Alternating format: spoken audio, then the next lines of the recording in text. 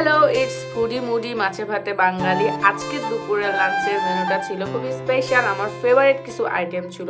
এখানে দেখতেই পাচ্ছ ট্যাংরা মাছ। ট্যাংরা মাছ হচ্ছে ডিমওয়ালা ট্যাংরা মাছ দিয়ে সিমের বেছন আর নতুন আলু দিয়ে তার উপরে ধনিয়া পাতা দিয়ে রান্না করা। এটা কিন্তু যারা ট্রাই করবে ট্রাই করে দেখতে পারো, অনেক মজা হয়। আর এই সিমের বিচিগুলো চিটাগং, কক্সবাজার বা সিলেট এই দিকের মানুষ বেশি পছন্দ করে বোয়াল মাছ বা অন্য কোনো মাছ দিয়ে। আর সাথে নিয়ে দিয়েছি হচ্ছে মিক্সড ডাল মূলা দিয়ে।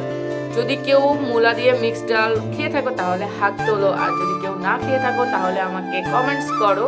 তো আজকের দুপুরের লাঞ্চটা কিন্তু দুর্দান্ত ছিল। এই ধরনের খাবার আমার খুবই ভালো লাগে। আর সিম্পল যদি ডাল, ডিম ভাজি বা ডাল, আলু ভর্তা, ডাল, শাক, এটা হলো আমার সব থেকে ফেভারিট। দেখতেই পাচ্ছ আজকের খাবারটা দুর্দান্ত এবং পেট ভরে আমি খেয়েছি। তোমরা কে কে এই ধরনের ডাল এবং এই ধরনের সিম্পল খাবার পছন্দ করো? Comments me. বাই।